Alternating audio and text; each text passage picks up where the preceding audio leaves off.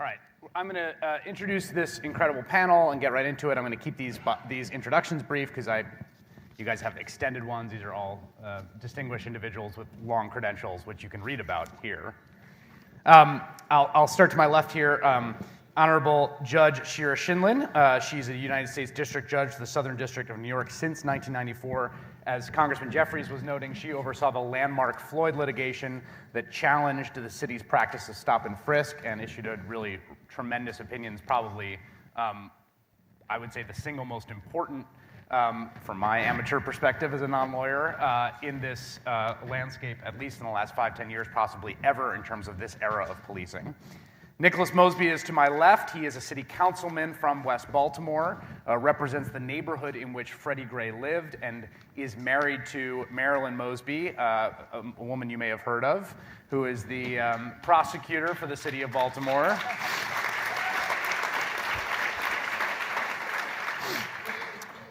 Elise Body is a professor at Rutgers Law School, where she teaches constitutional, civil rights, state, and local government law. Previously, she was a director of litigation at the NAACP Legal Defense Fund. Sergeant Delroy Burton, the chairman of the Washington, D.C. Police Union, represents 3,600 officers, detectives, and sergeants. He has been a distinguished member of that department for 21 years. And Walter Mack is a partner at Dorr, Reich, Cayley, and Mack with extensive criminal and civil litigation, investigative regulatory experience. He served as Deputy Police Commissioner of New York City for Internal Affairs, where he was in charge of investigations of and instituted policies to combat police corruption and brutality. All right. Nick, I want to start with you, Councilman. Baltimore just had its most violent month since 1972. If I'm not mistaken, 42 homicides. There is also, during that same period of time, a massive plummeting in arrests. I wish I had a graph up here, but it's extremely striking if you look at the data. What is going on in Baltimore right now? Well, there are multiple things. First thing I'll say is, Chris, is when you look at a place like Baltimore, specifically West and East Baltimore, you see a lot of urban decay. And, urban decay is as American as apple pie. And we can continue to look at the criminality or the byproducts of it, and we can continue to focus on the what, but we really need to just talk about the why. And I say that because it's decades old of socioeconomic issues that plague out in places like Baltimore. And being a representative, being a person that's grown up in Baltimore and knowing folks who understand the plight of urban America or in the audience, we understand and know that at the end of the day, we see this spike of increase before every summer. Memorial Day weekend is always historically a place where you see, unfortunately, a lot of violence. Now, that was played out in a much realer fashion this time. Like you said, over 40 homicides, over 100 shootings in one particular month in the city of Baltimore. And I say all that because I think it's variables. I think it's several variables to this very complex equation. Is it the culmination of things that festered out of the civil unrest? Yes.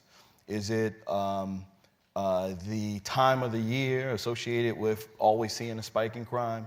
Yes. Is it the interaction or lack thereof between the police department and the citizens? Yes. Is it a segment of the force that have particular issues associated with the current state of this Freddie Gray case? Probably yes. But it's really hard to paint a silver bullet. Now, when you look at the drop in arrests, that's been happening for quite some time.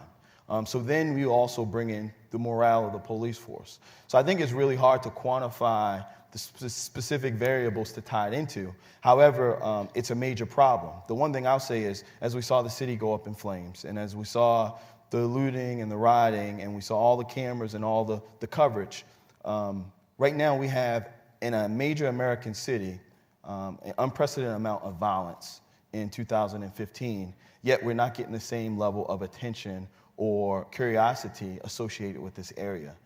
And I think that that's more the troubling aspect of it. At the end of the day, no matter if the individuals are part of an illegal element, no matter if the individuals are putting themselves amongst harm's way and being murdered or being shot, at the end of the day, us as a major American city, us as Americans, we need to understand and know that it's critically important that we develop ways of getting to these folks. And I say all that to just wrap it up to say we can continue to talk about policing, we can continue to talk about community policing and the interaction with communities, but we have to really start talking about the socioeconomic divide and talk about the root of the issue. And that's develop in a way where you provide opportunities for these young men prior to getting to the criminal justice system. How can we get to them before they get to the criminal justice? So, Elisa, I want to ask you about jumping off that, about the sort of historical trajectory here, because I think there's two things that strike me about this moment. If you go back and read the Kerner Commission in 65, 67, right, but it's after the Watts riots in 65, right, it lays out this very standard kind of view of a connection between despair, hopelessness, racial segregation, essentially the building of Americans' ghettos post-World War II, and the fact that inevitably this will produce environments in which people have no opportunities, it produces crime, unrest, et cetera, right? Right. Then this amazing thing happened, and that's the basic standard liberal line, right? That's what I think. And then nothing got better and crime went down. Crime goes up till 1993, and from 93 to 2015, this absolutely historically unprecedented drop in crime happens. But things don't get any better in West Baltimore. They don't get any better on the west side of Chicago. They don't get any better in North St. Louis. What does change, though, is the policing mechanism, right? And so my question is, how do you understand why now? Like, why did we wake up in this world in which what happened to Freddie Gray can lead the nightly news? And if it happened in 2012, it wouldn't have. And if it happened in 1998, it wouldn't have. Yeah. So, I mean, cell phones, right? I mean, we have confirmation of the brutality of some police officers, right, against marginalized Black and brown people. And I'm glad that you mentioned the Kerner Commission report. Of course, the Kerner Commission was convened by President Johnson, right, in 1968 to study the source of racial unrest during the summer of 1967. This was racial unrest across the country. One of the findings of this Kerner Commission report, right, was that the police abuse, police brutality, was the #1 grievance among residents who were studied in these various communities, right? Ahead of unemployment, ahead of inadequate housing. But what's important to understand, and your question raises it, right, is that there is a social context, right, that Councilman Mosby has spoken to, in which we have profound segregation, profound racialized disadvantage, right, and these interactions between the police and the community become highly racialized, and the police become a symbol of white power, white repression. What's interesting about the Kerner Commission report is that Dr. Kenneth Clark, who is an esteemed social psychologist, testified before the Kerner Commission. This is back in the 1960s, and he said, you know, your findings remind me of the findings that were made after the Chicago unrest in 1915, the Harlem unrest in 1935 and 1943, right? The point being that nothing is new and nothing has changed, right? And here we are, it's 2015. We know that in the last 16 years or so, right, we've seen over 70 unarmed men and women, right, who have been killed by the police. Right? So here we are again. It's deja vu all over again. And to Councilman Mosby's point, right, we do have these underlying social issues, the profound agony and misery in many of these urban communities, right? And just to add to this, and maybe we can get into this a little bit later, we have a constitutional infrastructure that is largely blind to the racialized conditions on the ground. So I'll leave it at that. Yeah, please. Can I interject for a minute here? It's slightly off point. It actually has nothing to do with policing, but it has to do with what you talked about as the social environment. I've been a federal district judge for more than 20 years, so I've done 2,000 sentences. Let me tell you that every sentence report reads the same. The young man grew up without a father. The mother was a drug addict. The kid dropped out of school in the 9th or 10th or 11th grade. The kid began using drugs at 13 or 14. The kid has no employment history. I have read 2,000 reports, and I'm telling you, 90% read the same. So there's a huge problem. That's one judge, 2,000 sentences, 20 years, of course in a major city, talking about New York City. But something's wrong when so many people in the community have the exact same description. I know Walter's a defense lawyer. He knows what those reports read like. And then you send them to jail. And what does that do? It gives them a felony conviction, and then they can't get employment. Not to mention they can't vote, but they can't get employment, and they can't vote. And we have a disenfranchised group of people without hope. So we need to talk about that, and I'm glad you started with that. And unfortunately, the answer to that scenario has been more police. So you look at our major American cities, you continue to see an increase of our police budgets. You've been seeing a continued increase in the emphasis and the resources that have been placed on policing in these communities. Yet, you've seen a continued decline or drop or stagnant approach associated with budgets around recs and parks, budgets around education, budgets around, again, getting to our children before they get to the criminal justice system. Do you know how much of that budget goes to the criminal justice system? Yeah, well, that's the point. Yeah, there's no jobs. Sergeant Burton. Right. There's a couple of things here that we're not talking about. I'm glad the professor talked about the historical perspective. And the fact of the matter is, what we're seeing now in terms of race and racial disparity is fact. You're right, it's not new. Because when the country was founded, it was founded with racial disparity, the Three-Fifths Compromise. And those things have continued until now. But the big issue that I want to bring to everybody's attention, that racism is an American problem. We act as if it's only the police that have issues with race, and it manifests itself in policing. But racism is an American problem. In terms of the unarmed people killed by the police that were killed, we don't know what the issues were surrounding those 70 that you mentioned over the significant period of time. But the murders in Baltimore in a month are extremely significant, and we can't just make that attributable to the fact that the weather's changing and crime spikes during a certain time of the year. I think all the things that the councilman talked about are reasons for it. In terms of how we got there in the last 19 years or so in criminal justice, let's go back to the 80s, late 80s, early 90s, and what did our country demand from its legislatures, governors, and the president? We had crime problems, and we demanded that something be done. And what was that? What was the solution? Mandatory minimum sentences. We increased our police departments to deal with that violence. And as a result, we put a lot of people in prison based on what was requested from the community through legislation, through all of our elected officials. And that's what we're seeing now. In terms of the history in Baltimore and the things that the judge and the council member talked about, those socioeconomic issues are not the police. That's not something the police can solve. Right. That is outside of our area of expertise. And until we deal with those issues, the old adage is true. You know, an ounce of prevention is worth a pound of cure. What we spend to incarcerate someone is much better spent to make sure they get through school and all those things before we get them in the system. That is absolutely right. Can I ask you, let me follow up on one thing. There was a young man who was shot and killed in Atlanta. He was a veteran and he was struggling with mental illness. He was running around a housing complex naked. And he was clearly acting out of control and menacingly. And it's a horrible tragedy. And the thing I kept thinking about was,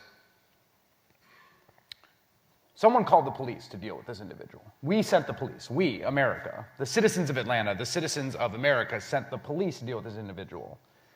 And God, if I put myself in the shoes of some 28-year-old who shows up, he's not trained to deal with someone who's schizophrenic and having it seems to me that we ask the police to essentially interact or maintain order in situations that run the gamut from, outright criminality to profound mental illness to Chris, it's budgetary priorities.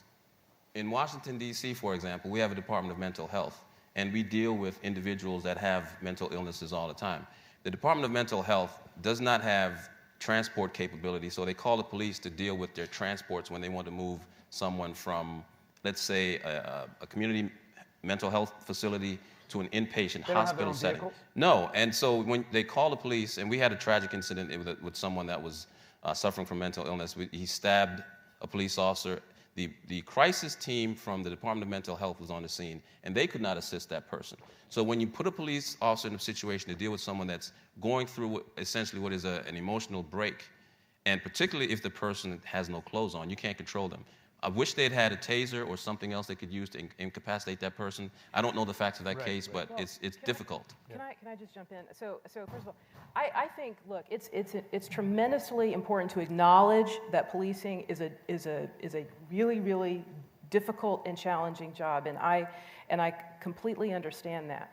And we also have to understand the social context, the difficult environments in which policing takes place. But I think it's also very important to make sure that we talk about accountability of the police. I mean, the police are vested with authority by the state to coerce people, to arrest people, in some instances to use deadly force. And so I want to make sure that that's front and center in the conversation, because it's not to discount the difficulty of the job, but at the same time we have to talk about we've got a problem. I mean, the congressman just discussed it at length. We've got the statistics, we've got the individual stories, we have a profound problem. So we have to, the approach that we take has to be about institutional reform, it has to be about working within the culture of the police department to institute mechanisms of accountability. We need to change our law probably, constitutional doctrine. But I want to make sure that we, Well, I'd like to hear your thoughts on accountability. I was going to jump in and say that, obviously all problems cannot be solved by the police department alone. And certainly every city, and certainly New York, had major issues with other providers who were not available at the time when it was necessary. But a young 28-year-old police officer arriving on the scene, it should not be the first time that issue at least has been brought to his attention. What do I do under those circumstances? And in this day and age, there are tremendous providers of best policing practices that are available for training. And in many times, basically many of those trainers, many of whom I know, their first reaction is, force is your last resort. If you arrive on a scene where there is a naked person who is, obviously you have to see that there's nobody about to be harmed and whatever, but the first thing you do, unless you're qualified, is ask for help, is ask for a response from within the department. Because most police officers, certainly in New York, do not feel they're going to get support from anybody in the civilian population, that they are isolated, and that the only folks who are going to respond to help them under those circumstances are fellow officers. And therefore, a lot of this is training. The solution is not solely within the department, but there are best practices that are available. There's a learning curve. And basically, a forced solution should be the last solution that an officer goes to. I don't disagree, but again, we go back to budgetary priorities. Whenever the budget gets tight, the very first thing that's cut is training, the training budget. In 2010, the Metropolitan Police Department cut its training academy staff by 1/3. When the economic downturn hit, we stopped hiring, so we stopped training. And that is bad for a police agency, because you're not only training your new people, you have ongoing training. Another example, hand-to-hand defensive tactics training. All police officers leave the police academy and they are proficient at that training. It is a perishable skill that if you do not practice it, you will lose it. I don't know of any police department that has ongoing in-service hand-to-hand defensive tactics training. We do firearms training. We go back and we do refreshers on the law, but this is a function of the training budget. And so it's a priority, and this is a political leadership question.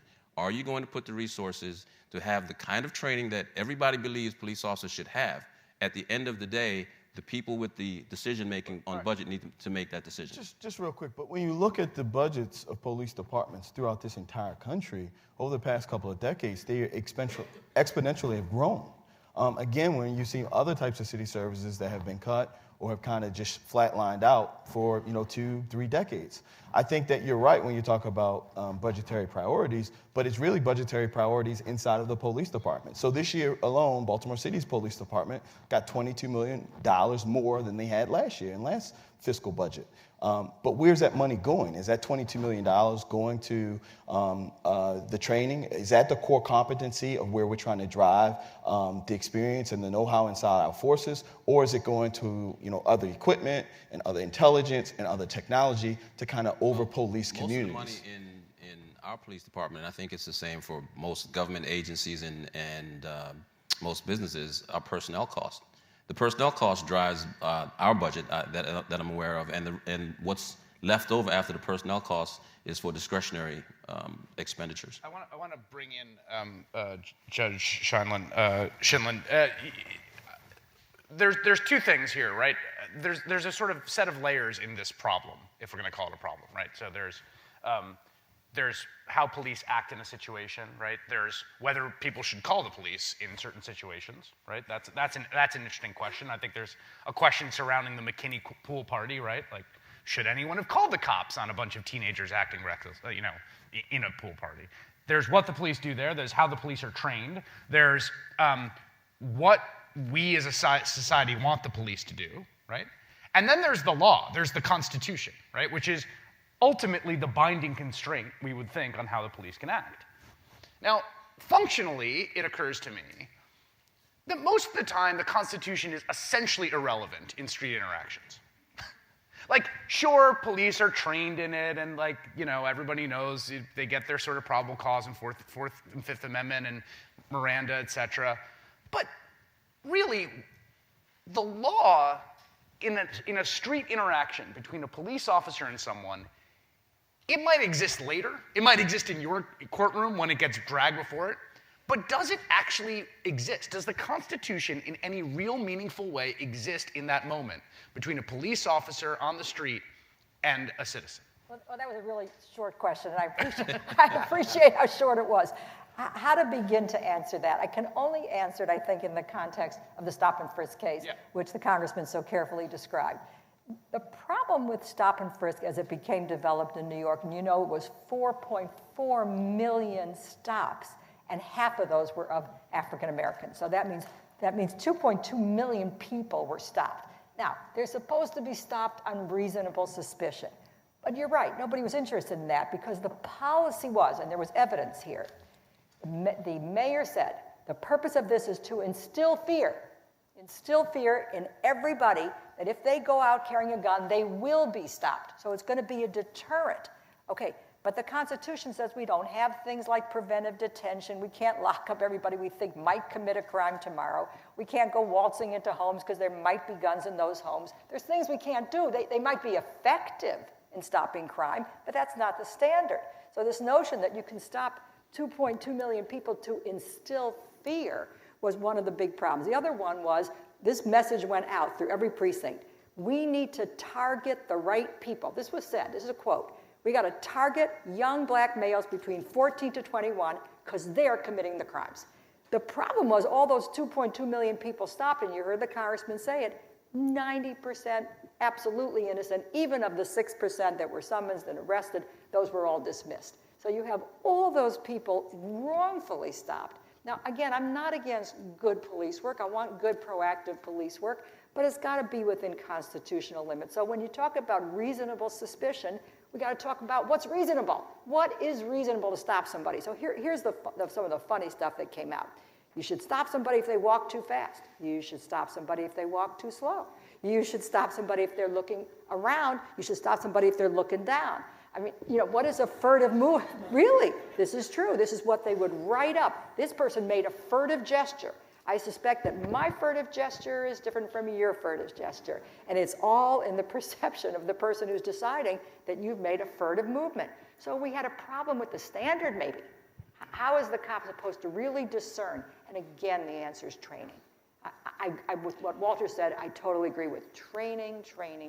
I think in the context of discussing policing, we have to remember American policing is not homogeneous. We do not have a national police force. So you don't have a standard across the 18,000 police departments that we have in this country, most of which are less than 50 police officers.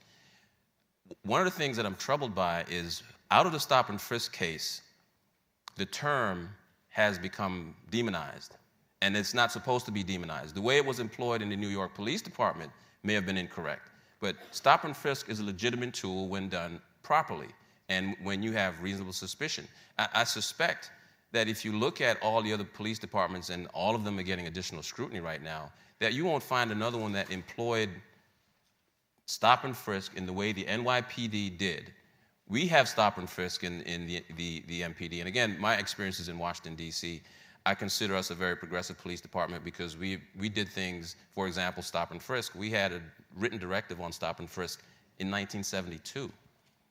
And essentially that order hasn't changed because the guiding principle that governs it has not changed. Yeah, but I don't want to lose the point that Judge Shinlin is making, which is that the standard of reasonableness, right? We've got the stop and frisk context, we've got the context of excessive use of force, right? The question of what constitutes a reasonable seizure, right, under the Fourth Amendment is essentially toothless, right? It's a very, the court has said it's a very fact-bound inquiry, and so where you have you can stop anyone for anything, functionally. For walking fast, for walking slow, for looking furtive, and in Newark we've got a wandering. You can stop people for wandering, and so essentially, right, in the hands of a responsible judge with integrity, who wants to be fair, fine.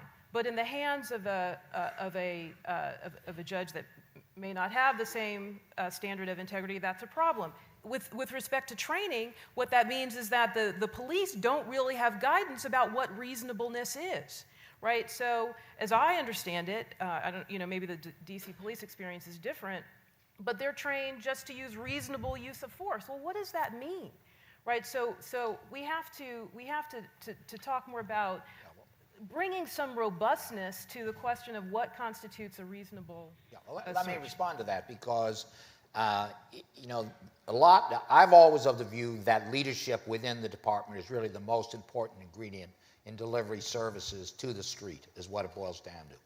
And there are different forms of leadership, and the department can go a long way in accessing all the information that is available. Most times when there is a criticism of a police department, one of the things I always do is take a look at the internal affairs or inspectional function within that department. And almost universally, it is weak and inappropriate, it's late, and it has the disrespect, not only in the TV programs, but disrespect within the department. So basically, the best training it really is a seamless collection of data, not only from the courtroom, but also, hey, what is reasonable suspicion? I mean, I've sat in on reasonable suspicion classes taught by very accomplished people, and it's not just a question, hey, reasonable suspicion, go out there and do it. It's let's analyze the program. Let's look at these cases. Let's see how the judge analyzed the situation. Let's apply it to what's going to happen on the streets of New York or the streets of Baltimore and what it means to you.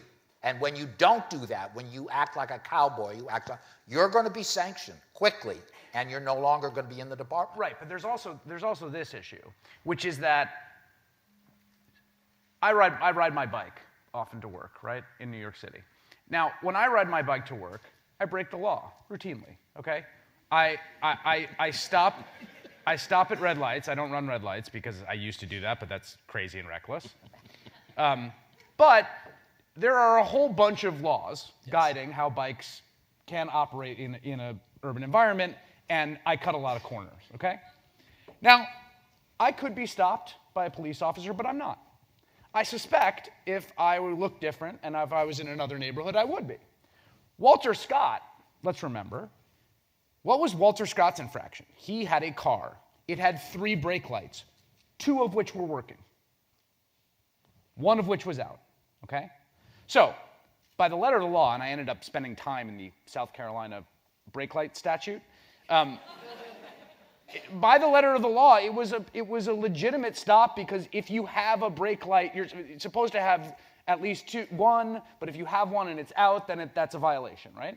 The point is that there's an entire category of stops, of policing, of contact between police that might be legitimate, might be justifiable on the law, but folks suspect, and are probably right, are being driven by essentially a kind of cloud and racialized suspicion. Well, most police officers don't dig into the minutiae of the law. the really good ones do. I mean, I used to do that. For example, in D.C., it's illegal to play ball in an alley or a street. Play any game in the street with a ball or in an alley. It's illegal. It's a $5 fine. It's in Title 22 of the D.C. Code. And I was working in an area, and this was in 1998, that had a significant amount of violence. And the people that I had to work with and were the perpetrators of this violence, and they ended up going to jail in federal indictment. But in order to deal with the element and the things they did every day, they were in the alley one day, set the basketball hoop up, and they're playing basketball. I said, guys, you got to take that down. It's against the law. Whatever, it's not against the law. Yes, it is against the law. Believe it or not, it is. You can't play the game this way. And they challenged me, and I went to take the ball. The guy took the ball. He started playing again and say, listen, you're under arrest. I'm like, whatever. And I ended up arresting him. Went to court. We're in front of the Honorable Judge Weisberg. He said, Austin, let me understand what you're telling me here. That it's illegal for this guy to play basketball in an alley? Yes, sir. It's on the books. When I cited the title, he looked at it. It's okay, let's proceed. The issue here is people can get frustrated with what's on the book. The police officer didn't write it, okay? Right, the police officer... Come on, that's a cop-out. It is not a cop-out. The police are selectively enforced. It's not a cop-out. It's not a cop-out. If you live... But this is a perfect example. Why would you arrest someone for playing basketball? Because those individuals were, and we did a long-term investigation on them.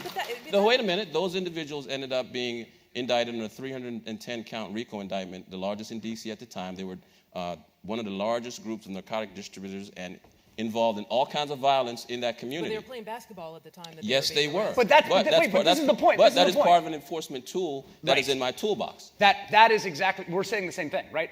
You did not actually arrest them because they were playing basketball. You arrested them because these were guys that you wanted to bust.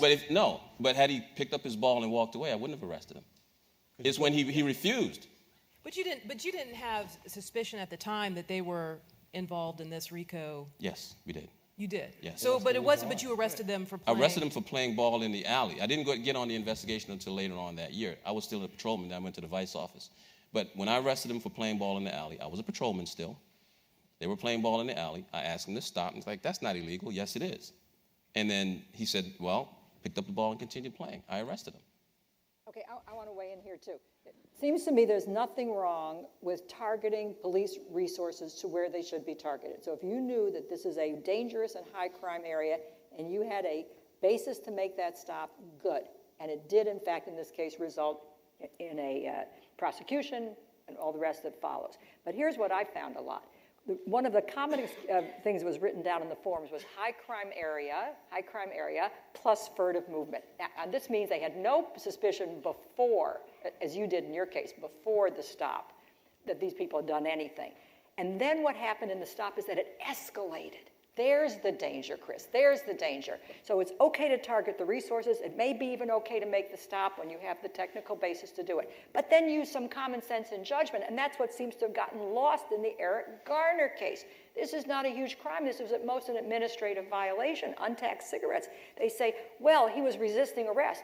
Apparently the video shows a man walking backward, hands up, and saying, don't arrest me. Don't arrest me. If that's called resisting, I mean, that's sort of a strange idea. And then to go from there to a chokehold and a takedown and all that followed, that's the problem, was the lack of common sense of how to follow up. And so in the statistics, which I could go back to, when a black person was stopped, he was twice as likely to be frisked than when a white person was stopped. But the seizure rate was actually higher with the whites. Right, exactly. Because they had better suspicion. They wouldn't have stopped the white guy. They were more effective. That's right. With their perception of cause with white people because they were not being clouded. They wouldn't have stopped him so lightly. Yeah, right. They wouldn't have stopped him so lightly. With the black guy, they stopped him sort of more lightly.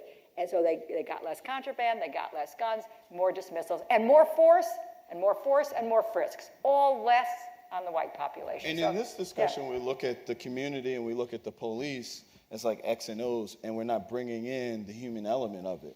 And unfortunately, in a lot of these communities, a lot of the police don't come from those communities, right. Do not have any interactions with these communities other than policing in the communities.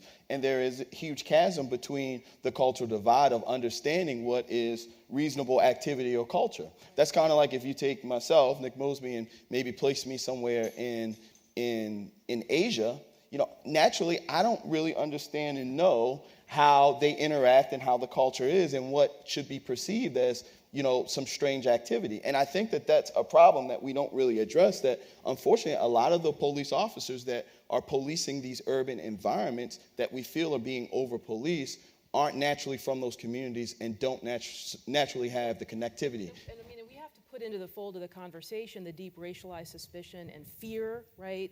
And fear of the police, racialized suspicion by the police, right? All of that is part of the element of the encounter between the police and the community, and that informs, there's research on implicit bias that informs who's deemed to be suspicious, right? That informs why we think people who are walking down the street might be suspicious of a crime. But I want to go back to Walter's point about accountability and the culture of the police department. And there's an elephant in the room, frankly, which is about the role of the police unions in this conversation.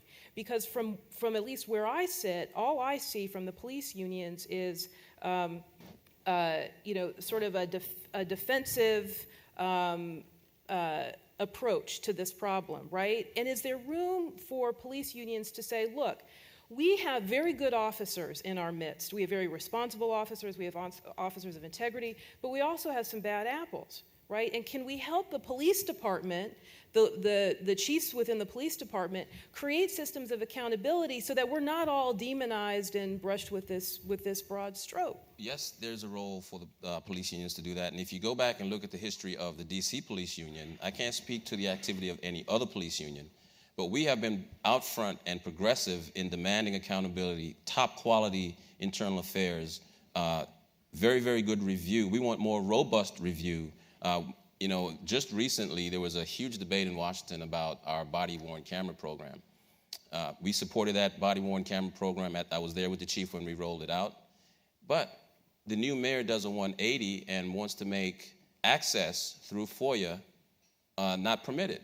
But what is the purpose of spending $5.5 million to buy body-worn cameras, put them on every one of my members, record all of their interactions with the public because this is for accountability, and then turn around and not let anybody access the film? It would defeat the purpose, because it's the members of the union that I represent and other police officers around the country that are being vilified right now. And I think it is absolutely incomprehensible that our mayor would do that. And police unions, the good ones, understand that we are partners with the managers and the leadership of the police department. One of the things I want is always to have the best, not just the best candidates, the best officers, the best leadership, the best equipment. And in order to do that, we have to cooperate. I always interact and try to make the police department a better, because I'm a policeman. Right. I'm not just a union leader, I'm a policeman. Well, let me just, if I may, Chris, just comment, because at least in my experience, when responsible for internal affairs, the police unions were an impediment to finding out what happened on the street.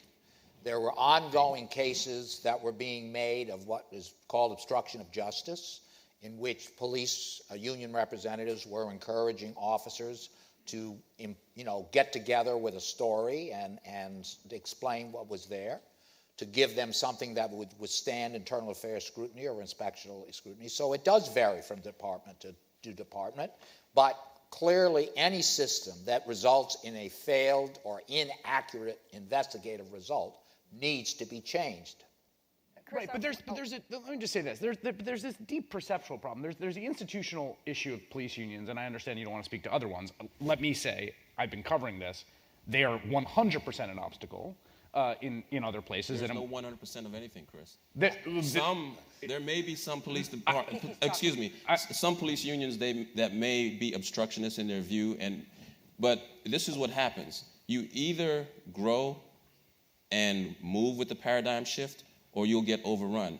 Labor in this country for a long time was a big part of the private sector. They didn't adapt and change as things in the country changed. Progressive police unions do. And I think what is disingenuous to police unions, just a moment, let me finish this point real quick. When we characterize all unions and public sector unions as obstructionists to the process, when my job, just like Walter's job when he defends someone, is to ensure that their due process rights are not violated. In the administrative context, that is the role of the union. So to characterize them simply as obstructionists, I think does a disservice when we're here at the American Constitutional Society Convention to talk about people's rights. Stop it, please. Okay, well, let me say this. The tone of statements that have come from police unions have been remarkable to me. Speak to the one that you're talking about. I think we're talking about New York. No. I think he's talking about the NYPD a lot. I think so too. Well, no, actually, I'm talking about a statement that was released by the Police Benevolence Association 2 days ago in Cleveland that said that referred to the 8 people who had filed an affidavit to bring the case before the judge there to finding a probable cause in the shooting death of 12-year-old Tamir Rice. A statement by the Police Benevolence Association there that referred to people who did that as having miserable lives. Okay, this was the statement that the Police Benevolence. I can't support that statement, but here's the fact. I'm not asking you to. Let me finish my point. Let me finish my point, please. The unions, it strikes me, are an emanation of the way that a lot of police officers feel, which is a lot of police officers feel at this moment embattled. They feel picked upon. They feel vilified and second-guessed. They feel like every single thing they do is now going to be subject to criticism by people watching 30 seconds of videotape who have no idea what happened beforehand. They feel like they don't have political. I mean, I have been talking to police officers for 9 months, off the record and on the record, and they have been telling me over and over again they feel like they're on the wrong. They feel persecuted, right? And so the point is that there is a perceptual gap right now, a profound one. People may watch those videotapes and say, we have a problem. Police feel like we have a problem, which is that we are being picked on. Like, there's not an agreement. We shouldn't fool ourselves into thinking there is an agreement between these two. By the way, I wanted to join the conversation by saying they may be embattled from both ends, because in my case, one of the things that was a problem for the police, and they said so, the union said so, is they were being pressured to hit a certain number of stops. There were quota goals, and they did not like those goals. It was forcing them into bad police work, and they opposed those. But to return to an earlier topic, which was racial balance of the police force and how the police force should reflect, in fact, the community that they police, in our city, the police force is becoming more and more minority in percentage, right? Yours is probably higher, but ours is getting toward 50%. And it doesn't necessarily do away with the problems. But I say, what about the supervisory levels? What about the policy setters? So while the line police officer racial makeup is changing, those who are setting policy and those at the top may not be changing. And that's still a problem. So it is very important. Well, policing isn't all about race, right? No, that's right. That's what I'm saying. So just because I'm a black man policing West Baltimore doesn't necessarily mean that I connect with the community of West Baltimore. We African Americans and minorities aren't monolithic folks like any other demographic, right? So I think it's critically important because when we look at the police force, I remember all the national news in Freddie Gray, they kept saying, well, what's the makeup of the officers? Right. That was, race is always the underlining driver of kind of how we look at a situation, right? But, at the end of the day, the institutionalized type of view and the normalization that has been kind of generated in these bodies has absolutely nothing to do with race, but to do with that particular individual. So that's what I mean about having individuals who directly connect with the community. You could have a white officer who knows West Baltimore and is a great community police officer in his post in West Baltimore and do a very effective job, as opposed to someone who's African American from Idaho who just cannot connect with that community. But let that white officer have one controversial issue and it becomes a totally racial divide. So he's not being evaluated based on the good work he did in West Baltimore. And just to go back to the constitutional behavior that the judge was referring to, the unconstitutional pressure that the leadership placed on the members of the NYPD to get these numbers. In Washington, D.C., I don't know if you guys remember, we had the Trinidad checkpoints. The people that objected to it the most and screamed the loudest were our members. The union was screaming, this is not legal, this is not constitutional. You cannot do this, until the federal court in D.C. told the police department, Mayor Fenty and Chief Lanier, that this was illegal. So going back to the fact that unions are obstructionists in terms of getting to the point of constitutional policing is just inaccurate. And I think we should be very, very careful how we use language and characterize one group of people just like the council member said, as being monolithic. Police departments specifically, there are 18,000 different iterations of police departments in the United States. But I think we can own that. Look, I'm happy to acknowledge that there are some progressive police unions. It sounds like your union may be among them. But, and Councilman Mosby might be able to speak to this better than I can, but at least in the state of Maryland, am I correct in understanding that there is a certain Bill of Rights that the police have? Yes. Law enforcement Bill of Rights. So right, there are institutional mechanisms that have been built into the law which protect the police at the behest of the police unions, right? So if there is excessive use of force, right, the police don't have to speak to investigators right away. There's a window of time in which. But what about his Fifth Amendment rights against self-incrimination? At that point, that is a criminal offense, and that police officer doesn't have to say a thing. And the law enforcement officer Bill's rights does not come in at all. See, that's fair. But say if I was just a cashier at a local convenience store, and my boss came to me and said, "Hey, Nick, did you take money out of the cash register?" And I said, "Well, I don't have to tell you because I don't want to incriminate." Or I just say, "I'm not going to talk to you until I get a lawyer."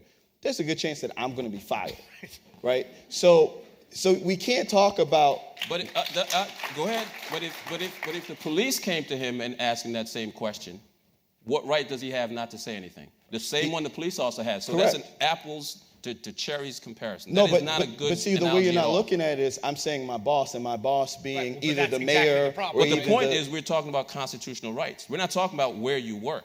I don't check my constitutional rights at the door when I become a policeman. But it's not about Constitution. It's about the law. It's about. Not all of them. If we could talk about the Bill of Rights. Not all of them. You do waive some rights in the But not police all of them. department for internal investigations. You can refuse to answer, but you can also be let go. You have waived that right. You've agreed that you will cooperate in an investigation as part of that job. So you can waive And the those law rights. enforcement Bill of Rights I that she's hold talking on, about I can protects you. waive, if we're talking about something that has criminal overtones or potential criminal charges, if the police department wants to compel me to answer that question, they will give me what is called a Garrity warning, vis-a-vis Garrity versus New Jersey. Then I must answer that question. I'm compelled. But until they do that, I still could face criminal charges, my constitutional rights attached, and there is nothing you can do to make me answer that question unless you make it an administrative case. Whatever they compel you, they cannot then use, obviously. Correct. Chris, I want to return to body cameras. Somebody finally Okay, raised. I'm going to let you return to this- body cameras, and yeah. then I want to take questions. Okay. So we had this big topic that was just touched on for a minute of body cameras. Some police departments, I think yours, support the idea because actually it's kind of protective of the police officer. There is a contemporaneous recording. This helps the he said, she said world that the judge now lives in. We weren't there. We don't have a video. One side says this happened. One side said it didn't. We don't know. So actually it's a good thing. Other police departments are completely opposed and won't listen to reason. I mean, they just think it's another way to spy on the police officer. So the whole issue of where we're heading with today's technology, I mean, it's going to be there anyway. The citizens are all taking the videos. So the police might as well get on board so there's videos from both directions. The citizen is focusing on the cop. The cop could focus on the so-called perpetrator. So I don't see why the police department doesn't see it in their interest to be wearing them. Now, that said, there are a lot of issues. There's a great article in your materials. I read it this morning.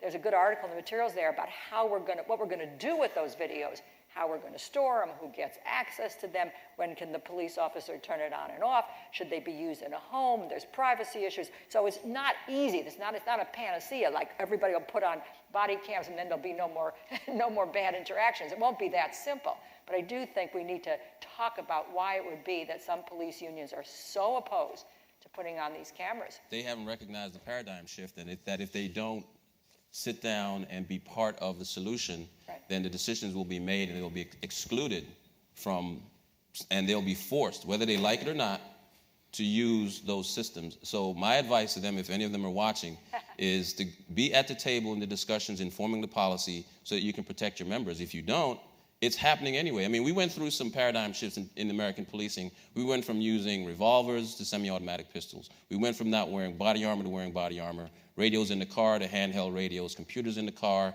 dash-mounted cams. All the people that opposed dash-mounted cameras made some of the similar arguments that they're making now about body-worn cameras. And I just think the big issue we have to worry about is storage, access, FOIA. And other than that, you can work out the policy within your agency. Just let me also state, though, that any enlightened department will take the view that there is no data they don't want in terms of assessing what is the right investigative result. They'll take it from anywhere, any source, they'll analyze it, they'll determine it. So basically, if what your goal is in evaluating police performance, you want all data that's available, and certainly data that the police officer himself can control in terms of proper training. And the goal is not just to protect the police, it's to protect the public. Correct. To protect the public. But protecting the public, though, is the department coming out correctly on an investigative issue, even if that is a criticism of the department. It's a win-win. It protects both sides because you have a real record that you wouldn't otherwise have. Right.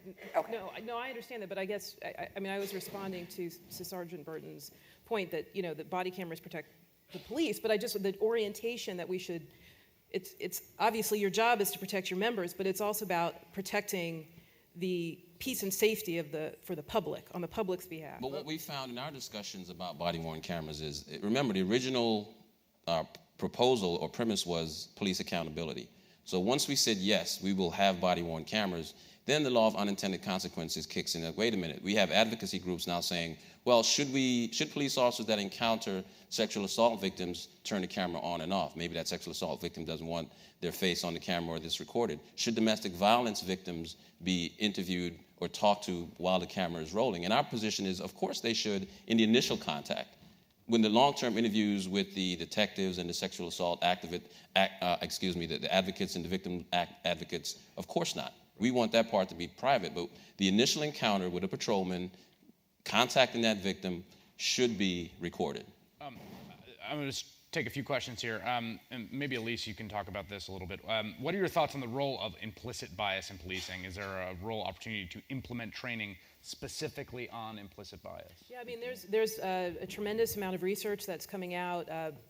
Philip Goff, who I think is at Harvard, does a lot of research about implicit bias in policing. And, I think what we know is that implicit bias is a real problem. We all have it. And in the context of policing, right, it becomes a real problem because it informs, again, who is perceived as a suspect, who is perceived to be suspicious.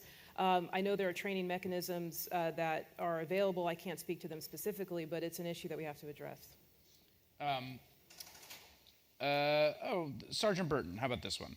Can you address police adopting disproportionate military equipment and tactics, such as the over-reliance on SWAT? This is something that has gotten a lot of attention recently, and I think particularly coming out of Ferguson. Well, we've had riots for for decades, and I've heard some people say that the riots started because of the military equipment. I think militarized equipment, for example, armored personnel carriers, we use them here in Washington, D.C. Only the SWAT team uses them. In certain circumstances, like in Baltimore, for example, the only vehicle that could go into certain places while the rioting was going on and safely extract someone was some of those armored personnel vehicles because they could withstand the bricks and everything that was being thrown. I think the idea that police departments have become militarized, I disagree with the characterization. I think some of the uniforms we wear and may look military, but the police department themselves have not become militarized because the mission of the military and the mission of the police department is completely different. Now, like Walter, I happen to spend some time in the Marine Corps, and our mission to close with, seek out, close with, and destroy the enemy. My community is not my enemy. In policing, my job is to help people. My job is to arrest violators of the law, protect property, and do it in a way that I don't treat people disrespectfully. It's not always easy, and I'm not here to tell you that police officers don't make mistakes and don't screw it up royally sometimes. But I think the characterization that our police forces have become like the military is just a mischaracterization. There was a detail that I always think about in the Department of Justice Patterns and Practices investigation into the Cleveland Police Department, which came out a while, which is one of the things noted by investigators, what is that in a vehicle bay in a particularly impoverished neighborhood in Cleveland, in the police department vehicle bay, there was a sign up that called it forward operating base,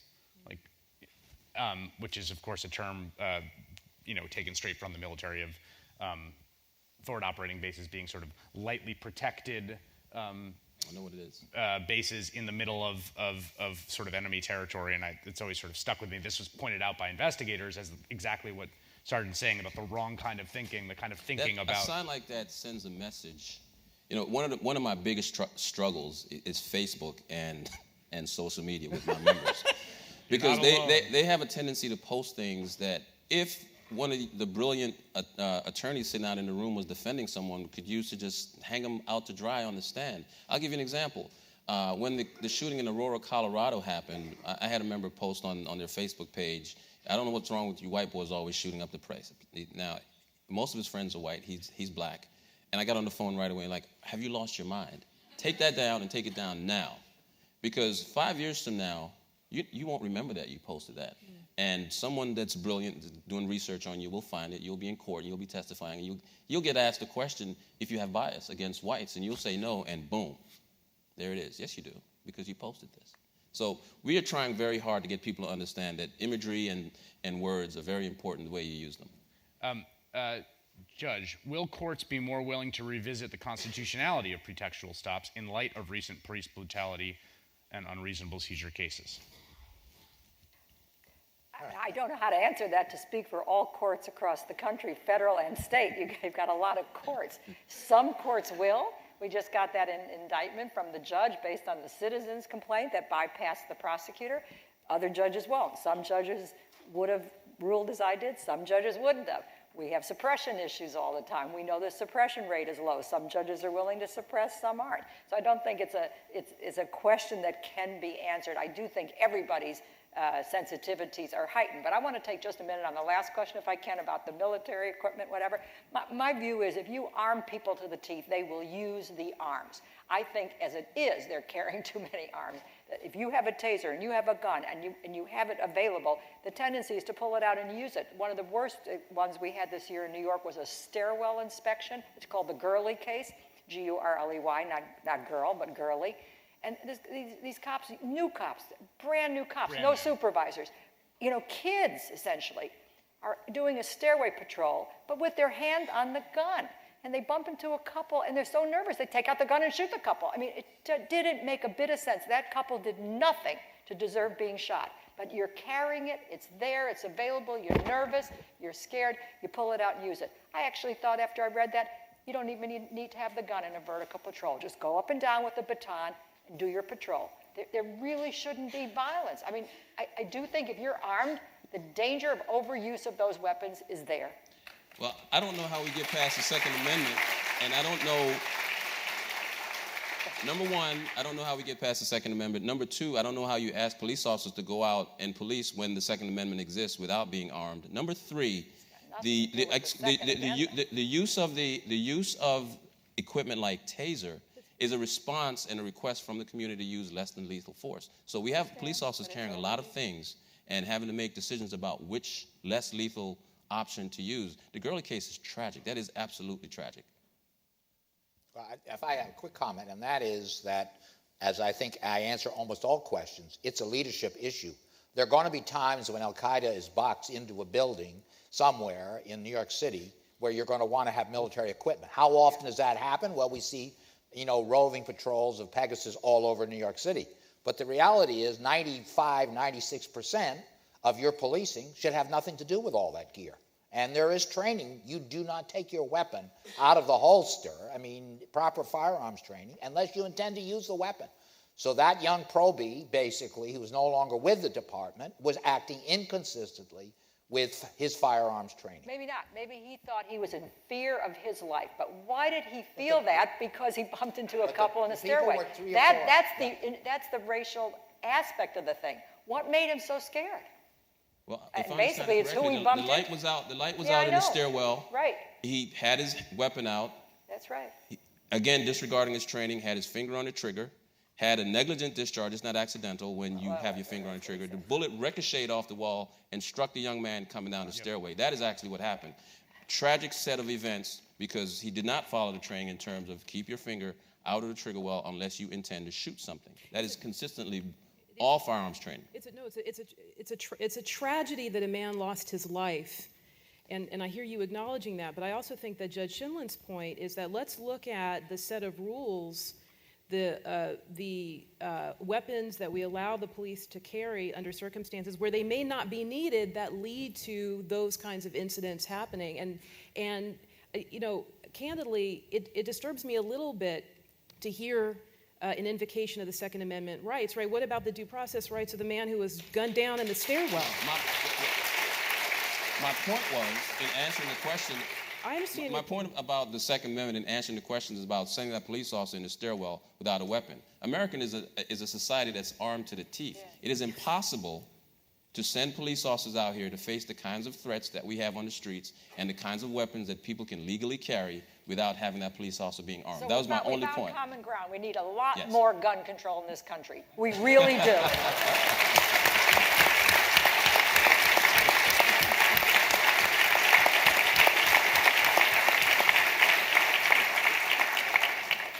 Councilman, maybe you can sort of address this. I'm interested to hear the panelists comment on the role of fear in causing encounters to escalate, both minority communities' fear of the police's fear of people living in those communities. Again, I think it's just the natural disconnect of the individuals who are called to police these communities. And when you have, unfortunately, incidents that we've seen play out all throughout America because of the role of social media and because of access to cameras, that chasm is widening as we speak. And it's critically important to, one, develop the training around implicit biases, but also ensure that we are providing opportunities for folks in those communities to eventually patrol those communities. And I think that that's one of the biggest disconnects. When you look at a place like Baltimore City, again, we have some of our officers come in as far as Pennsylvania or West Virginia to work every single day. Not to say that you can't be in Pennsylvania or West Virginia and work in Baltimore City, but you look at it and you have, close to 30% of the officers living in Baltimore City and the other 70 or 60+% living elsewhere. It's critically important, again, that you provide folks with the opportunity to manage and police their own neighborhoods. To talk about fear for a second, I mean,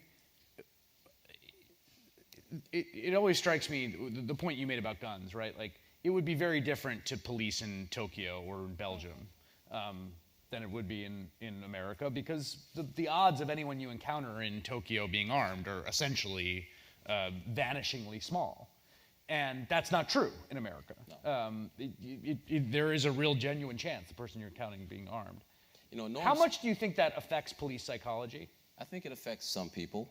I think if you hear any police officer say that they went through their entire career without ever being afraid, they're not telling you the truth. There are instances where fear plays a factor when you're encountering certain circumstances. And the metric to decide what level of fear a person's experiences, it's individual. And it all depends on how comfortable you are with where you are. And, so I think to the council members' point, if you're not from that community, your level of fear may be higher. And this is not a white or black issue, because if you're black and you grew up in the suburbs and you're now policing in West Baltimore, that is not an environment that you're accustomed to. So there is a level of fear, and it's individualized, and I'm sure it plays a part somewhere in some of these encounters. Chris, your assumption may be wrong, though, about everybody being armed. Of those 4.4 million stops over those 9 years, remember, there was 1.5% where guns were seized. That's an infinitesimal number of 4.4 million stops. So not everybody's walking around with a gun. Right, but 1.5%, right? That's the number. Yeah. Right, so, but, if you're a police officer, right, if you do... if 1.5 out of every 100 stops yields a gun, and you're doing enough stops over the course of a month, like, you're going to encounter a gun. But you're not just concerned. I mean, that's my point. Like, the concern is not only guns. The concerns are knives, screwdrivers. Anything can be a weapon if someone intends to harm you with it. I can take this pen and use the pen, or my keys, or anything else as a weapon. But I think in terms of protecting yourself as a police officer against weapons, training and tactics are very important. Equipment is very important. I just had the good fortune of talking to a bunch of kindergartners and fifth graders about police work. That was 2 days ago. And I asked all of them what they thought my biggest tool was. And none of them, actually the kindergartners got it right. It's my brain. All the stuff on my belt, the biggest tool I have is my brain and how I deal with people. The next most important tool I have is the law and the way I apply and enforce the law. And if I do it properly, I leave that encounter with not always a happy citizen, but a safe citizen. But in the human element, right? The skills and the common sense that you bring to that encounter, it sounds like you would agree with me if you say, if somebody had a pen or maybe a knife, right? That the first response should not be to shoot that person, right? The first response should be to de-escalate the encounter. Well, it's not necessarily to de-escalate, but it's or to shoot. If the person has a knife and the encounter is calm, let me have it. And we put that down while we talk, and when we finish, I'll give you your knife back if the knife is legal. If you have the knife in your hand, I know some people poo-poo the 21-foot rule, but just look at the film out of Philadelphia that was taken this week where the gentleman had the knife out already, and the officer was about as close as this. And, he had to back up and back up and back up. Fortunately, he had a place to retreat because he would have been severely harmed. And the other thing about knives and edged weapons, our bullet-resistant vests are designed to stop bullets, high velocity, and they don't do very well against edged weapons. So that's why police officers are particularly concerned about edged weapons and the distance. Distance is our friend. One of the things they teach in the police academy is the more distance you have from a subject, the more options it allows you to employ. So the closer you are, the more danger there is to both of you because you always bring the gun to the encounter.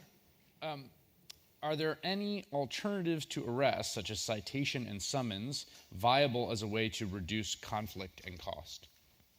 I would say sure. Arrest should be the last thing because arrest leads to bail. And I don't know if you saw this article yesterday about the protesters in your city, in Baltimore City.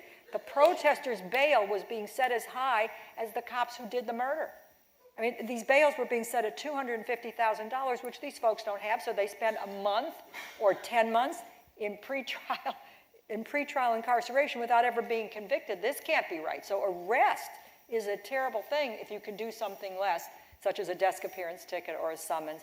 And I think the police department knows that and is trying to not do arrest if they could do an alternative. There's a major study right now going on about summons enforcement being handled in the city, with recognizing that the summons program, which is short of arrest, has been a complete failure in the city. The numbers are as staggering as the stop and frisk in many respects, and the idea of the broken windows concept that people talk about.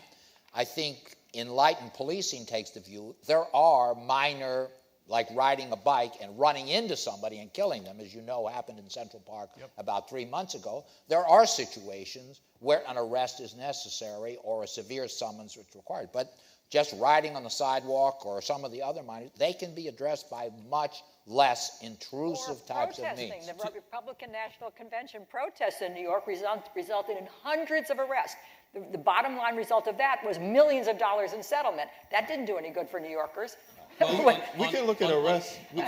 We can look at arrests, but there's also the interaction, right? So, if you are a young African-American man growing up in urban America, the likelihood that you're going to have a consistent interaction with police, whether you are arrested or not, is much higher than other folks. And it's that arrest that we get back to that chasm of what we talk about of the citizens and the police department. And that's what we have to try to bridge the gap. How can we develop ways of the police officers being there to protect and serve and being accountable and friendly and in a good relationship with the community? Now, if I'm doing something wrong, I understand, for us to have that type of interaction. But some of these things that are disproportionately applied in these urban areas to folks who are just walking down the street, that's the root of the issue. Anything could be disproportionate. Let's talk about collateral consequences to an arrest. You now have an arrest record. You have to disclose that on an employment application. Your fingerprints are there. I mean, there's a lot of collateral consequences to being arrested that are disproportionately borne by the minority community. But back to the summons in lieu of arrest in terms of de-escalating the situation. It's not always going to, because if the person still believes I didn't do anything wrong, I can't believe you're going to issue the summons. And summons in some jurisdictions equal an arrest. When you go to pay it, you still have to be booked and fingerprinted. So there really is no difference other than you don't go to jail that day. In terms of the bail, Your Honor, the issue here is a legislative fix. In the District of Columbia, you can only be preventively detained if you commit a crime of violence that's defined in the code. This is where the state legislatures, city councils, and the Congress must make a determination. Are we going to use bail for what its intent was to ensure that you show up at trial, or use bail to keep people in jail? So that's something that the Maryland state legislature needs to fix, because in Washington, D.C., unless it's a crime of violence, you're not going to be held. Or unless you have a conviction or on probation and you're violating that probation in some way, you're going to be released. So the encounter and the successful conclusion of the encounter all depends on the demeanor and the behavior of the police officer, demeanor and the behavior of the citizen, to make sure that when we leave that citizen, we leave them in a better place than we found them. It's not always easy, and because if I leave you with 4 tickets, you won't be happy with me. And if I leave you with a summons, you're not going to be happy with me. Other than, hey, I'm going to give you a warning and have a nice day. Then you might be a little bit happier with me. All right, final question here. Is there an obligation on part of leadership to distinguish between negligence and criminality in excess force cases, Walter? I would say it is absolutely a requirement of leadership to have within the department a mechanism that can, in a timely, thorough, and professional way, analyze every encounter and come to a conclusion as to what was the conduct of the officer. Does it go in the criminal context? Is it go a criminal way? And if the conduct is such that there are violations of administrative firearms rules and what have you, that there can be a concurrent administrative function to remove that officer in a prompt and effective way. Very frequently, the public focuses on what is the public prosecutor doing without a real meaningful ability to assess whether the department is acting expeditiously within to hold that officer accountable for his conduct. It seems like such a black box to those of us watching. It's a black box that at times within New York was close to solution. You have 8 prosecutors in New York, 2 federal, a narcotics, and 5 borough.